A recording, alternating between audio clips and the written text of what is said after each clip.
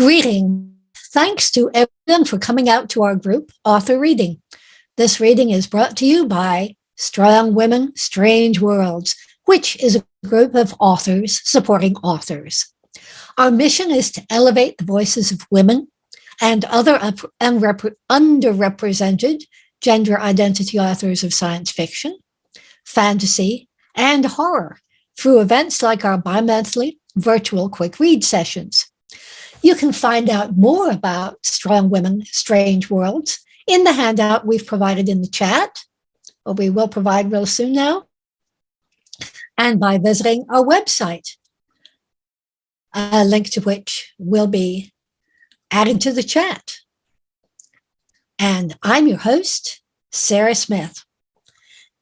Tonight, we'll be featuring 6 authors: Veronica G. Henry, Valerie Valdes, Katherine Silva, Amy Grech, Britta Jensen, and Karen Osbourne. Each author will read for 8 minutes. Our first reader is Veronica G. Henry. Veronica Henry is the author of Bacchanal and the Quarter Storm, which comes out in March 2022. She is a Violet Paradise alum and a member of SWSW. Bacchanal was a 2021 Audiophile Magazine Earphones Award winner. Her stories have appeared in Fire Literary Magazine. Veronica, take it away. Thank you, Sarah, and thank you, everybody, for joining us this afternoon, evening, depending on where you are. Again, my name is Veronica G. Henry. I'm going to be reading from Bacchanal today, and the section I'm going to be reading is from the point of view of the demon that powers the carnival. Her name is Ahiku, and we'll learn how she has long life. And I will take it away. The boy's colorless face was slack, lips partially opened. A sliver of drool fell from the left corner of his mouth. It was as if at 10 years old, he'd suffered a terrible seizure. He sat in a simple wooden chair, his feet dangling several inches from the floor. One shoe remained on his right foot. The other, badly in need of a new sole, lay where it had been kicked across the room. The child was dressed in the rough navy blue slacks and dingy white shirt of a poor farmer's son. His green eyes were wide in semi-permanent fright, pupils dilated to the size of the marbles in his pants pocket. While he couldn't move his head, his gaze roamed over the inside of the trailer. Dim light filled the space, which was close and still. The shadows seemed to climb atop one another, as if struggling for room to stretch out. Countless masks covered the pale yellow walls that had maybe once been white. The wooden masks wore scowls, had long pointed chins, strange carvings. Others looked like they were made from plaster, painted in bright colors, freckled sparkles, blank holes for eyes. Ahiku swayed to the thrum of spirited African drums. There may as well have been a man pounding out the rhythm right there behind her and her prey. The boy probably wondered where the music came from. There was certainly no man and no phonograph either. He looked longingly at the windows on the other side of the trailer, and Ahiku could imagine him picturing a daring escape. No matter, though, he was hers. There was a thick curtain at the back of the trailer, behind which she disappeared. She hissed at the old woman bound in the corner. She'd deal with her later. And when she reemerged, she was wearing her smile. The boy had a panicked stink about him, something sweet trying hard to cover the smell of a feral dog. Ahiku had been told she had the natural iridescence like the coat of a most beautiful raven. Her dress, a cross between a gypsy's and an African queen's, all bright colors and flashy jewelry. Black skin with the sheen of a night sky, and she was near as tall as the boy's father. A red scarf was tied around her head. Several long, kinky braids trailed down her back. She smiled, flashing a glimpse of perfect milk-white teeth. She was visible only to her prey. The lure, a secret carnival attraction that only the most special kids could see. And there would be a treat, a toy truck afterward. No, he shouldn't bother his parents. She'd have him back home before they even noticed he was gone. He put his hand with dirty fingers and rough skin in hers and followed her. She imagined his mother came outside later and wondered aloud, where did Toby wander off to? As the door to the trailer had closed and bolted behind him, he'd spun, pounded Ahiku with his little fists and clawed. But she easily lifted him, plopping him in a wooden chair in the middle of the trailer and binding him with one of her complicated hand gestures. Ahiku sang in her language, her voice like silk thread lining a rough sweater. With more odd movements of her hands, she began to weave something into existence from the air, a shimmer that was there and then gone. The shimmer coalesced and took on the colors of the room. Ahiku blew a breath of cinnamon and spice before her head, her neck, and the rest of her body dissolved into a trail of dark smoke easing toward Toby. Sweat rolled down Toby's frightened yet determined face as he struggled to move, to run. But Ahiku held him as if an invisible rope bound him to the chair. Her misty essence floated toward him and oozed into his nostrils. And his soul, escorted by Ahiku's deathly presence, rose up and out. His gaze lifted from where he sat in the chair to the wispy version of himself, and he twirled to look down on his own former body in horror. The wisp of Toby attempted to flee through a window, but Ahiku only raised an elegant hand toward his fleeing soul. Toby's soul twisted and writhed until he tired, and soon he wedged himself in among the other small, scared souls now existing only within her. Ahiku looked at the small, lifeless body, inhaled a satisfied gulp of cinnamon spice air, and burped as if she had consumed the most sumptuous meal of her life. Ahiku turned her attention to her second victim. Her right hand wove a pattern that lifted the old woman and dropped her into the center of the trailer. Though the woman was gray-haired, her form bent, strength rippled from her. No match for a centuries-old demon, but her spirit was no ordinary one. And it may as well have provided a roadmap. As soon as they rolled into town, the witch's presence had pulsed, and Ahiku had hurried Zenza and Ife off to capture her, their Dahomey countrywoman. Dear Yajie, it pains me to see you this way. Tell me what I need to know, Ahiku flashed her smile, and I will be generous. I am willing to limit your torture to 1 month. Where is my adversary, and how do you protect the children? The witch doctor was likely one of the last of her kind. Their ilk had shielded the continent's most precious children to such a degree that they'd driven Ahiku off to America in search of unprotected prey. I'm already dead, demon. Ejide looked up at her with disrespectful defiance in her clear eyes. I will tell you nothing. The woman had her meager defenses. Witch doctors of her line had their secrets. But the end came much sooner than Ahiku had hoped, and the meddling witch died without giving up a sliver of information or crying out even once. As much as Ahiku wanted to banish the woman to the underworld for demon sport, she had to stand idly by, seething, as the old woman's powerful ancestors claimed her soul. And that is the end of my reading.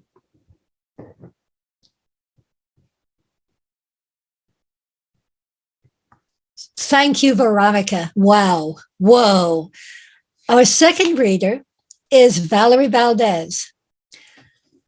Valerie Valdes's novel Chilling Effect was shortlisted for the 2021 Arthur C. Clarke Award and named one of Library Journal's best SF fantasy novels of 2019. The sequel, Prime Deceptions, was published in 2020, and the third book is forthcoming. She lives in Georgia with her husband, children, and cats. We have a sample cat right here. Valerie, over to you. Thank you so much. All right, without much ado, I'll jump right in. I'm reading from the beginning of Prime Deceptions, which is the second book in my series. As stated, the third book, Fault Tolerance, will be coming out this May. Prime Deceptions is on sale right now if anybody wants to go grab it. Chapter 1, Kick the Puppies. Captain Eva Inocente ran through the snow, trying to ignore that her pants were on fire. It wasn't actually snow so much as a highly flammable form of crystalline methane precipitating peacefully from the sky of the aptly named planet Gamma. She also wasn't actually running, more of an aggressive hobble that wanted very badly to be a run, but her left grab boot was randomly malfunctioning and sticking her to the ground, so she kept having to send a deactivation command through her comlink to get moving again. Her pants were definitely on fire, though, blue and magenta because of the methane. Her spacesuit protected her from burns, or she would have been more worried about it. And while it would have been funny to note that the fire started immediately after she lied to someone, at the moment she was focused on not getting shot by that person and his accomplices, who were chasing her. Eva darted behind a rock formation as a bolt of plasma seared past her head. She would have loved to get her own pistol out, but she needed both hands to carry the package she'd gone to Kemma to steal. Well, steal back, since it had been stolen in the first place. Regardless, she had no hands with which to defend herself, so she had to rely on others. Help, she pinged at Bakar, who was supposed to be providing cover fire. Her Quenian partner was much faster than she was, given his functioning boots and longer backbending legs. She'd lost track of him in the snow, which in her immediate vicinity was now falling in tiny blue flames as the bits stuck to her legs burned higher and brighter. The air around her shimmered with heat, and she was glad her nose was protected by the bubble of her ISO helmet, because she was sure it smelled like spicy farts outside.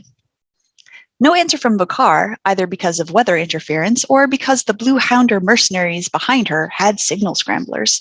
The dog-like bipedal Truateg definitely had expensive plasma rifles, no doubt courtesy of their suppliers at the fridge. Working for an intergalactic crime syndicate had its perks, which Ava was a little salty about. Why did the bad guys always get better stuff than she did? A shot tore through the air so fast it left a trail of blazing purple-blue, coming from in front of her instead of behind. Either she'd been flanked or... A second later, the sonic boom reached her and Ava grinned. Unless the mercs had added sniper rifles to their arsenal, that was definitely pink. And if her co-captain had arrived, that meant La Sirena Negra couldn't be far behind. Ava darted from behind her cover toward another rocky pillar, lurching forward and cursing every time her grab boot stuck. The methane-fueled fire was up to her chest now, making visibility even more difficult. She shifted the package so most of its weight was on her right side. The damn thing was heavy and bulky, and she hadn't expected to be carrying it while running and being shot at. Another plasma bolt narrowly avoided her, sizzling against the rock as she ducked behind it. She thanked the Virgin these mercs weren't better shots, though come to think of it, that was a little odd. People who got paid to shoot things to death tended to be pretty good at it, or they didn't get paid for long. Unless they were hurting her. The click whine of a rifle being armed next to her head made her freeze, as much as it was possible to freeze while on fire. "Give back the cargo," the merc said. His voice came through her translators as whiny despite his broad, jowly features and beady eyes. "Wasn't yours in the first place, mijo," Ava said. Why hadn't he shot her already? "Who hired you?" he snarled, a line of drool falling into his collar. "How did you learn about this facility?" "Ah, information, the real currency of the cosmos." "A little bird told me," Ava said. He pressed the muzzle of his rifle to the spot where her ISO helmet met her suit. "Do not speak in idioms, human. Answer my questions or die." "Can't answer questions if I'm dead, mijo," Ava replied. "Nice rifle, by the way. You get that out of a catalog with your parents' credit line?" The merc made an angry horking sound. I earned this, you hairless whelp. I've been a mercenary for longer than you've been alive. And you haven't retired yet? Que lastima, you must not be very good at it. Enough, the Truiteg shouted. You and your pack playing at a profession you barely understand. It makes my testicles itch. Eva almost snarked at that, but something moved behind the merc, the palest of shadows, silent as snow. When I was your age, the merc continued, we had respect for our elders, for the mercenary code. You don't even have a proper uniform. Times change, Eva said. Oh yeah, could you hold this for a second? She thrust the package at the merc, who grabbed it reflexively. His rifle swung away from her, and she activated the present Vakar had gotten her for her last birth date, a set of sonic knuckles that formed glowing gold rings around her fingers. Her first punch landed in the Truiteg's gut, the second on his shoulder, and by the third, Vakar had stepped up to wrench away the rifle and drop the merc with a blow to the back. Eva deactivated her knuckles and took the stolen package back, giving the half-conscious Truiteg an extra kick in the junk for good measure. Where are the others? Eva asked. Gaining ground. Vakar took the package from her, nearly invisible as his shiny metal armor reflected the whiteness of the not snow around him. We should complete our evacuation. Did you sabotage their ship like I asked you? I would have reached you sooner if I had not, he replied. Their navigation systems will be installing a false software update for the next half cycle at least. Dios mío, that's evil, Eva said, grinning. Vámonos, let's get out of here before I turn into carne asada. Location? She pinged at Min. Look up, came the pilot's reply. La Sirena Negra roared in, its dark hull obscured by the methane snow coating the shields. Min brought the ship to a stop so that it hovered a meter above them, breaking some of the stone spires in the process. Eva and Vakar raced over to the emergency hatch. You first, Eva told Vakar. Get that damn thing inside or we don't get paid. He shifted the package to one side and began to climb awkwardly with his free claw. Just as Eva started to join him, her grab boots stuck to the ground again. This time, it refused to obey her mental command to deactivate, so she had to release the ladder and crouch down to examine the stubborn thing. A bolt of plasma streaked past, followed by a gargling howl from the Truiteg. Eva stayed low and frantically jabbed at the manual release on the outer sole of the boot, still not responding. Worthless feces liquor, shouted one of the mercs. Taste my vengeance! Tastes like chicken, Eva shouted back. Not that they knew what chicken was. A sonic boom overhead told her Pink was providing cover fire, buying her a few plasma-free moments. The methane flames completely coated Eva now, but she still couldn't get her damn grab boot free. With a frustrated groan, she activated her sonic knuckles again and punched the ground around her foot, breaking up the pale rock into gravel-sized pieces. There just needed to be enough left to trick the boots into sticking to them, instead of the solid parts underneath. A searing pain in her thigh made Eva hiss and bite down hard. Somebody had finally hit her. Unfortunately, that meant her suit was compromised, so she didn't have long before the methane flames worked their way in as well. Eva punched the ground one last time, and finally her grab boot shifted. La Sirena Negra hovered above her, with Vakar now dangling upside down from the ladder as he reached his free claw out to her. Grunting, Eva jumped awkwardly with her good leg and grabbed his arm with both hands. Shots sizzled through the snow around her as the ship shifted, her injury making her scream. Vakar did the galaxy's most insane sit-up and hoisted her into the emergency axis, the hatch closing behind her as soon as she was fully inside. He released her gently, and she collapsed onto the floor, breathing heavily. Jump, Eva pinged at Min. The pilot's response was nearly instant, the whine of the FTL drive preceding the stomach-wrenching sensation of artificial gravity compensating for sudden acceleration. Eva could picture Kema receding behind them as they flew off into the black, toward the nearest gate a few hours away. They'd made it, and they had the package they'd gone to retrieve, which meant they'd get paid. Despite the pain in her thigh, Eva felt cold with relief. No, not just relief, also the fire extinguishers, coating her in chemicals to stop her from burning up the ship. In moments, she was covered in pale blue gel, slippery as a ditchwork during mating season, but no longer aflame. Eva deactivated her helmet, which dropped a load of the gel into her black hair. Vakar retracted his helmet as well, releasing mingled smells of incense and licorice. He was worried about her. I'll be fine, she muttered to Vakar, tugging off her busted grab boot and throwing it against the hull. But I'm definitely going to need a new pair of pants.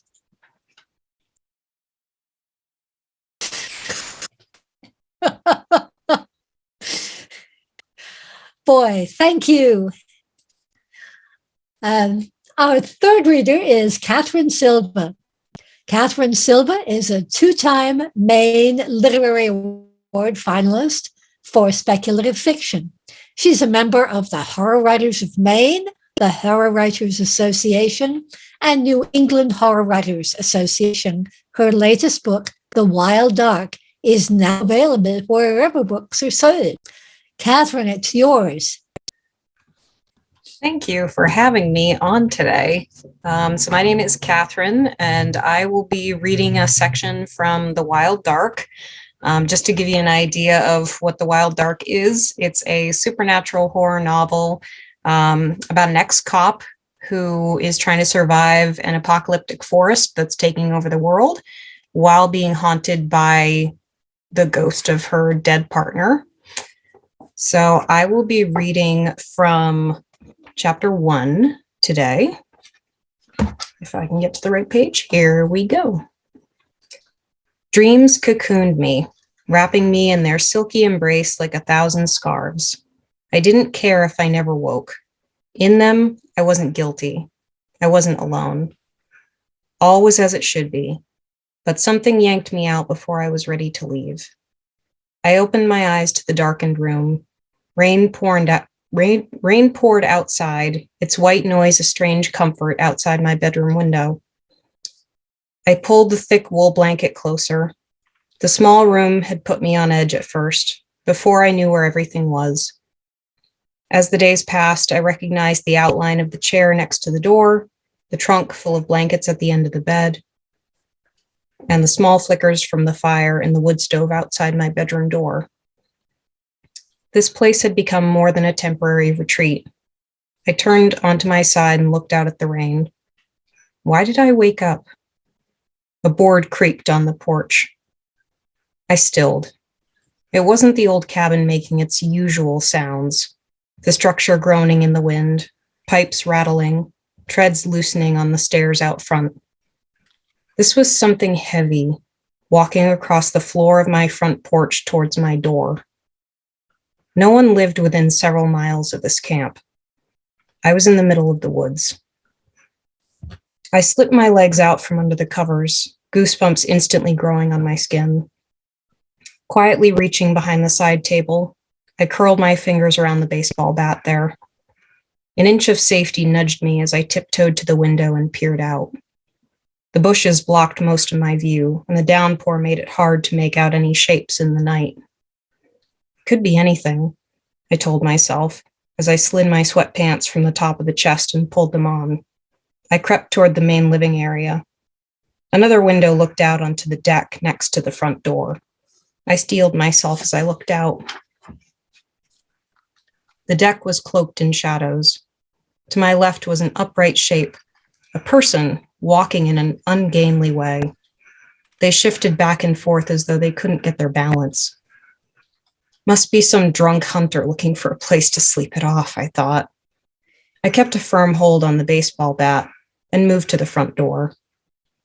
The memory of my days as a cop rushed back to me like an old friend.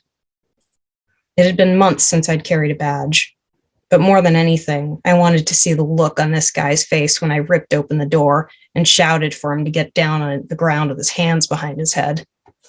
He'd probably pee his pants. He'd probably stumble off the deck and run back into the rain from wherever he'd come from. Then I could get some sleep. The creak stopped in front of the door. I braced myself, my hand on the doorknob. As I readied myself to jerk open the door, cowardice got the better of me. "Who's there?" I called. There was no answer, not even the sound of another footstep. "Hello? Do you need help? Are you lost?" Nothing. The rain was pretty loud. Maybe they hadn't heard me. I turned the knob. Drowned by the deluge and the wind, a faint voice blended with the static ambient. "Liz." My name. They said my name. As quickly as I could manage, I jerked the door open and swung my bat up. "Who the hell is..." My voice echoed into the empty night. I frowned and stepped out onto the deck, looking from left to right. There was nobody. I stopped at the end of the deck and stared into the bushes. Water splashed against my bare toes as I tried to find some shape hiding within. I couldn't have been hearing things. There'd been a shape out here. The creaking was loud. I checked the other side of the deck. No one. There weren't even any wet shoe prints on the wood. A twig snapped in the trees. I trained my sights on them, squinting through the deluge and the dark. Something stood there, staring straight at me. The eyes were golden, barely catching the licks from the firelight from within the house. A low growl rose up. I took a step back, a board squealing under me. I glanced down for only a moment. The brush rustled as something dashed off into the thicket. I backed into the cabin and locked the door behind me. The crackle of the wood stove seemed loud in the quiet space. I added another log to the fire and stirred the embers with my poker. I wasn't going crazy. Someone had been there, a human someone. Grabbing a fleece blanket from the chest in the other room, I curled up in the chair in front of the fire and stared through the glass window into the stove at the flames. I listened for anything out of the ordinary. I had to have imagined it all. I waited for sleep to take me, but I was too wired, the voice on playback in my mind. I forced my eyes to close and lay my head against the soft upholstery. The sounds of the rain merged with the crackling of the fire, washing in and out of my ears. The heat warmed my chilled skin, and the blanket suddenly became another world of comfort. Even in the sleep, that voice called to me from the darkness. I knew that voice. It knew me too. No amount of sleep could change the impossibility of that voice's owner being here now. He was gone. He was dead and gone. Wow. Thank you, Katherine. Our fourth reader is Amy Grech.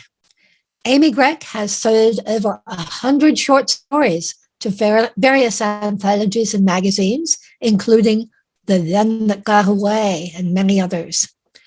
She is an active member of the Horror Writers Association who lives in New York.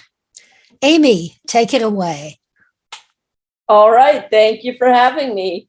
I'm reading my flash story, Perishables, which appeared in the Flashes of Hope anthology in 2021.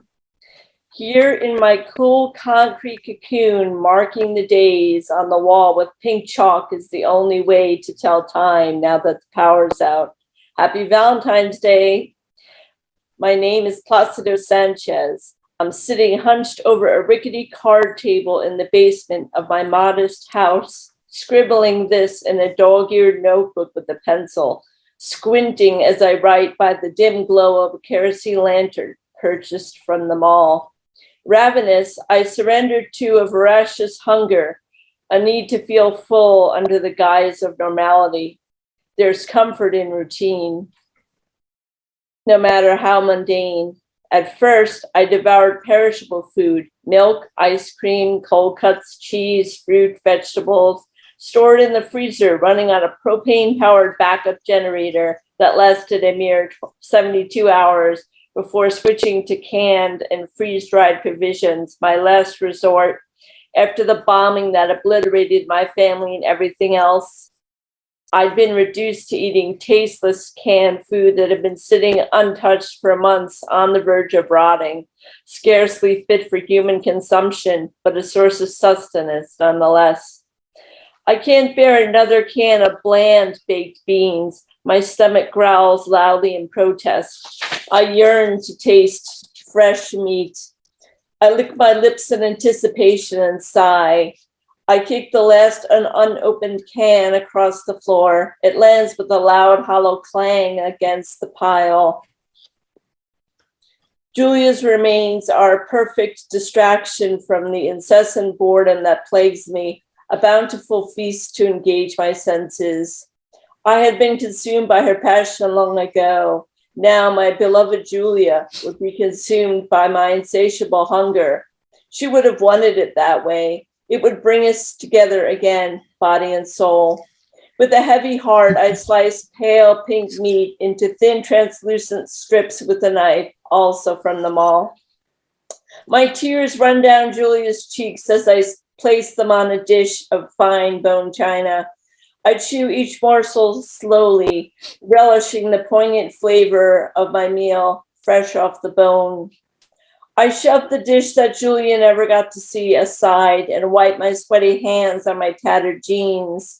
I already devoured the succulent meat on her rump, arms, lower legs, toes, and fingers. Now I have a newfound respect for finger food. I remove the diamond ring from Julia's left hand, kept as a memento out of respect. I slip it onto my pinky. The precious gem sparkles in the dim light, a reminder of the decade of bliss we shared, so fleeting. My iPhone battery wavers. It stubbornly refuses to hold a charge for more than a few hours.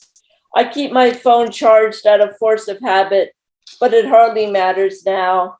There's no one left to call, and the cell signal has become very weak. I don't remember the last time I've seen the sun, but I have the lantern, a poor substitute. There isn't any running water, though I still have several gallon jugs to tide me over, but none of the comforts of home. The morning of the bombing, I drove to a nearby mall to pick out a birthday present for Julia, a set of Chicago cutlery and the bone china she always wanted. I grabbed the lantern on a whim. Foresight. I remember when the bomb dropped, 6 o'clock on a Sunday night, a direct result of mounting tension between Cuba and the United States regarding their right to occupy our airspace. In retaliation, they unleashed their nuclear arsenal. I was grilling hot dogs and hamburgers in our backyard in New Mexico, next door to the Air Force Base, a prime target, while Julia kept Juan and Maria company at the picnic table nearby. They were playing cards, gin rummy, and Juan's eyes lit up when he won for the first time. He grinned while his feet dangled in the air. Not used to losing, his little sister pouted and knocked the entire deck to the ground. We'd remembered to get buns and rolls out of the basement pantry just before the hamburgers and hot dogs burned. Julia and I rushed into the house. She ran downstairs too fast.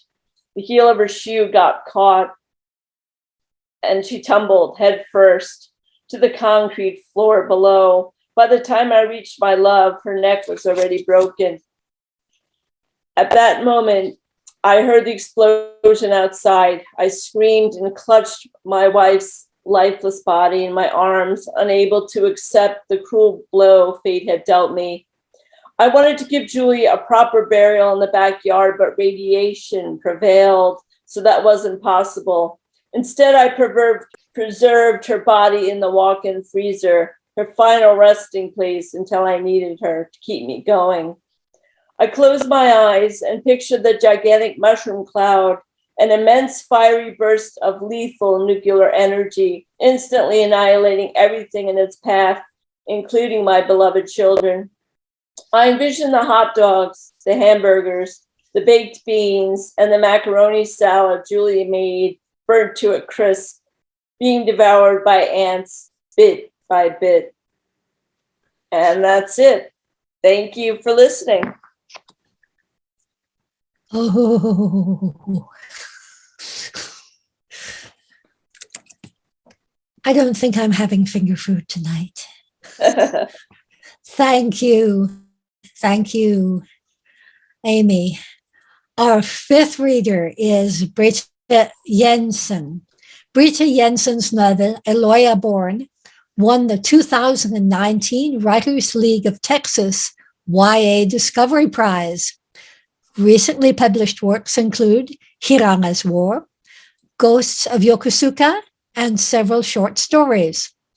She lived in Japan, South Korea, and Germany for 22 years before settling in Austin, Texas. It's yours, Britta. Thank you. Born is a young adult science fiction novel. It's the first in the series, and the second book, Hirana's War, is out. So both are available to purchase. And today's giveaway is an ebook of Born. So that will go out to you next week if you sign up, which you can go ahead and do. I'm going to start with chapter 1, which is the beginning of the novel with Leonora. And the novel has 2 narrators that I'm going to read the beginnings of their opening chapters.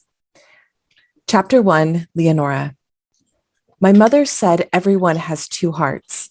At one point in our lives, we'll wish one would stop beating so the other can live more peaceably. I didn't understand what she meant then. Now it's too late to ask her. Everyone except Father lost their sights in the mists that descended on Asanis 9 years ago. The mists moved swiftly like a heavy, wet fog, clinging to our skin and rendering all of Asanis blind within a day. Hardly anyone talks about it. I don't know if it's because of the new technologies my mother created before she died, or because pretending that our lives are better blind will make it so. My life before the mists was about snatching up the beauty all around our community of Asanis. The dark pines, the wildflowers in the meadow after spring's rains, the paintings of the ocean my mom created from her memories of Lepidaya, my birthplace. After the mists, I was lost, struck temporarily blind with everyone else, not understanding how to retrieve the joy I had felt in watching the seasons change in the surrounding fields and forests. However, my parents and I began to regain partial sight after a time. For a while, I could only perceive shapes and shadows, sometimes glares of light. Then the slivers of time passing in the landscape became clear again, and I was left with permanently poor peripheral vision and night blindness. I closed my eyes, the birds making a racket outside, my fingers tracing the whorls and bumps on the page. Trac. Then I lost my place and I had to go back. Treacl. Or is that an E? Maybe it would be better if I was blind like everyone else, except Father. And he could touch read fine. Impossible. I wanted to shove the paper away, but then Agda would hear me and scold me. She'd never gone to school. Leonora, you studying? She called out from the kitchen. Yes. I can't hear you touch reading, she cackled. She knew how terrible I was at it. Before the miss, reading had been the one thing I was best at.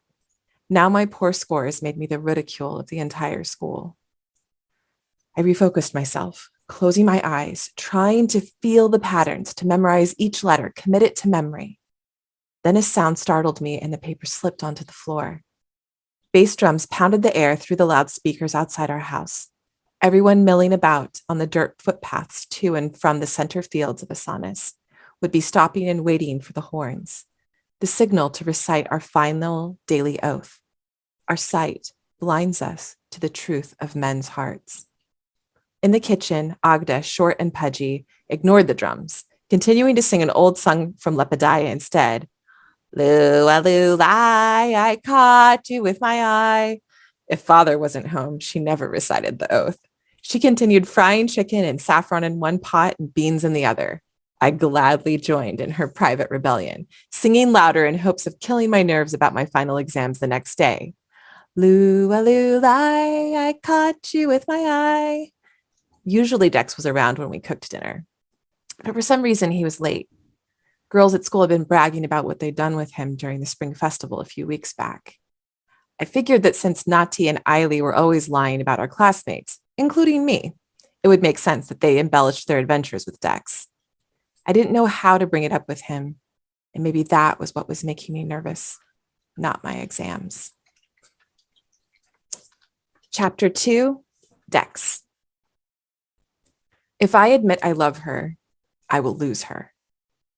The one honorable act of my 17-year-old life, I was convinced, was waiting to happen. Too much of my life in Asanis was lived waiting for a future where most of my choices had been altered by the miss. When you're born seeing and your vision is taken away, you think of everything in terms of what you remember you used to see. Leonora used to be pale with red splotches on her arms and neck that her father couldn't get rid of. I used to be a darker brown than my older brother, Niku. The little ones are so lucky being born blind. They have no idea what they're missing. They can't ache for what they don't know. But I still remember. Leonora is the only one I can talk to about the old wildflowers. She describes them so beautifully, like their perfume scent can bring back all the color into our lives. Asanas has a thick forest with hot summers and mild winters. We sometimes prayed for snow, but rarely got it. The icy weather likes to stay in the mountains to the west and north of us. Without seeing the forest, only feeling its oppressive darkness and scratchy things, I sometimes wonder if it's changed. I seem to be the only one in my family who cares about such matters. Perhaps I want to see the forest because the last time I beheld it, I was untying my father's dead body from where he'd hung himself from an oversized old birch, so my mother wouldn't know how he'd died. Leonora and I found him together in the forest surrounding our neighborhood in Easterly, where she used to live next door to me. I still resided in the same small collection of wooden shacks almost everyone except the farmers lived in. For some reason, in that worn shack with leaky windows, my mother loved my father, who never deserved her. Her kind face, like Leonora's, is frozen in time, never growing old. The mists should have felt like ages ago, but 9 years later, you would think I'd have adjusted to the darkness by now. Mostly, I'm mad that I'll never see the girls at school naked, now that they've grown up. I have to settle for fleeting moments of caressing their skin when it's slick with perfumed sweat. Sometimes the bright daylight will play a trick on my damaged eyes, and I'll think I can see something other than a shadow, and I'll trip over myself and cause the girl I'm kissing to fall. For a second, I expect to see something glorious, and then the moment is gone. What good is it for a girl to take her clothes off when she goes swimming if you can't see her in her naked glory, or behold the pleasure in her eyes when she is giving you her hand for the first time? A look I'll never see in Leonora's face. Dex, is that you? A girl calls out to me on the footpath. It doesn't matter who it is right now. I pick up the pace, making certain the identify button is off on my navy belt. I hate my inability to control this part of myself. The fact I can't tell Leonora, who I used to spill my guts to about everything, haunts me everywhere I go.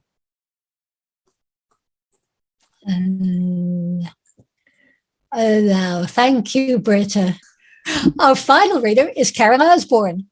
Karen Osbourne is the author of Architects of Memory and Engines of Oblivion from Tor Books. Her short fiction appears in Uncanny, Clark World, Fireside, Escape Pod, Robot Dinosaurs, and Beneath Ceaseless Skies. Take it away, Karen. All right. Hello, everybody. This is the first chapter of Engines of Oblivion, which is the second and final book in the Memory War duology. The first one is called Architects of Memory, and you can get it wherever books are sold. Caught between heartbeats, a single breath skelterways in her hurling lungs, Natalie Chan wondered if operating the proxy rig herself had been such a good idea. The boneheads in R&D hadn't sent up the people she needed for this mission, real soldiers with real combat experience. Instead, her rig operator was to be chosen from a trio of shivering indentures. Too young and too stupid to have any real combat experience. Lab rats sent to do a soldier's duty. She'd stared at their skinny bodies and sleepless eyes, remembering a time when she was the one stuck in front of a frowning citizen with director's tabs, terrified down to her bones and trying her best not to show it. "You're not in the military branch at all, any of you?" she asked. The tallest one, young, dark-haired, exhausted, blinked. "I'm a janitor," he'd said, stammering it out. "We're all janitors." Another boy lifted his chin. "Are we getting the upgrades finished today?" She took one more look at the exterior cameras. Vancouver was still losing the battle over Bittersweet, and orders were orders. She thought about the 12 yawning minutes it would take to get decent infantry replacements, muttered an epithet against cost-effective savings, then marched to the proxy rig herself. "Strap me in." "That isn't a good idea, sir. It's not like they need to shoot anyone." AppK's head researcher frowned from behind a curtain of fashionably slashed bangs. "That's not the point, Miss Toscanio," Natalie said. "It's just a half-mile walk." The proxy rig looked like something straight out of a holovid. An open black cube hung with spider-like cables, straps, and neural interfaces. Applied Kinetics had been working on the project all year, using the guts of captured and diffused VI devices to elevate the formerly simple infantry helmet cam into something far more useful. Natalie stepped inside the assemblage, picking her way to the center. The techs hovered around her, making sure the cold, sticky neural patches lay flush against her sweaty temples. They drew the strap supporting Natalie's chest harness tight enough to sting, then tested her balance. Natalie jabbed the button that tightened the thick, shining support cables above, lifting her feet off the floor. She heard the same quiet, uncertain whine she always did, a whine the techs swore they couldn't hear. She hadn't wanted to use the rig in combat before eliminating that annoyance, but it was too late now. Natalie stretched her fingers, kicked her feet, felt the give. She checked her center of gravity, feeling the tug of Vancouver's anti-grav on her feet, making sure the alien slippery cables were gathered far away from where they could catch on her elbows and ankles. The harness dug into her belly. We really should be doing this in zero gravity, she thought. But while Aurora and R&D could stick her consciousness in a puppet drone thousands of kilometers away, artificial gravity was still a ship-level constant. Nearby, the janitors wavered, their eyes wide, their faces more confused than grateful. Natalie sighed. What were you doing during the VI War, Mix Ascanio? I was completing my robotics degree. Right. You were basically sitting on Europa Station, eating candy with your thumb up your bum, Natalie said. Infiltration is a specialist game, and I don't care what the board says. You can't just drop unconditioned indentures down the chute and expect them to do a good job. So I'm the only one here who can. Ascanio bristled. Miss Chan, if the board finds out. Natalie sighed. She was sick of her head researcher's blatant brown-nosing, but she made a note to deal with it later. I'm sick of the board getting in my face on this. No other directorate on Vancouver gets this kind of oversight. Just me, just Applied Kinetics. They must have their reasons. And this is mine. People are dying, Ascanio. Drop me. Natalie caught some hesitation in Ascanio's stance. She wondered about it briefly, because the engineer was always so confident. But before Natalie could ask about it, Ascanio's hands slipped clean and quick into the now familiar motions that activated the proxy rig. After that, it all came very quickly, exactly as Natalie expected. The prick of the needle, the rush of the meds, the ache of being poured into the proxy puppet, pancreas first, followed by the silence of her beating, thrashing heart and the sheer animal panic of death, death, death, this is death, until the puppet's HUD matrix smashed straight into her prefrontal cortex, jerking her awake, bringing her boggled senses back online. Sunlight wailed around her as if she were actually on Bittersweet, her feet covered in its thin golden dirt.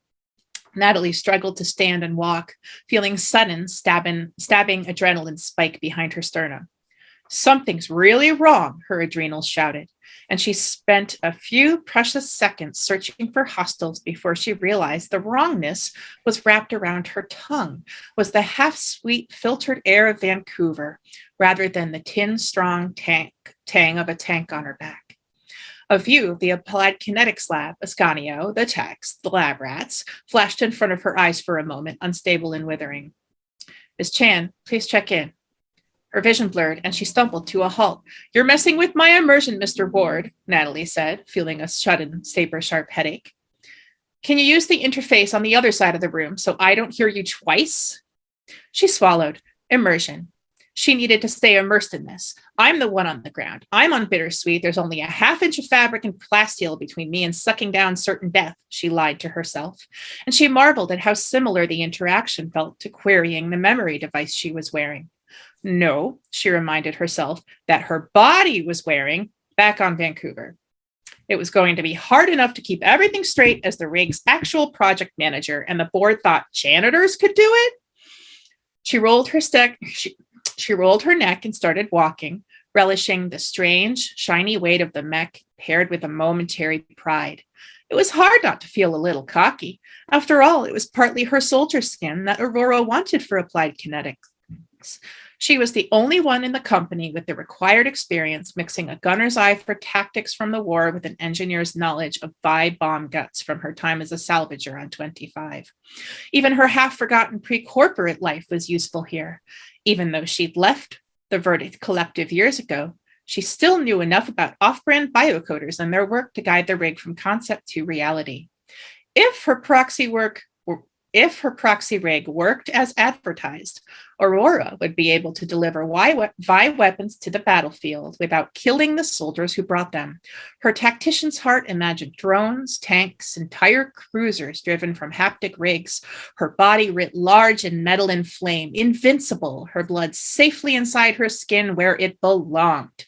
There'd be another promotion, honorifics, maybe an important chair on a starship bridge.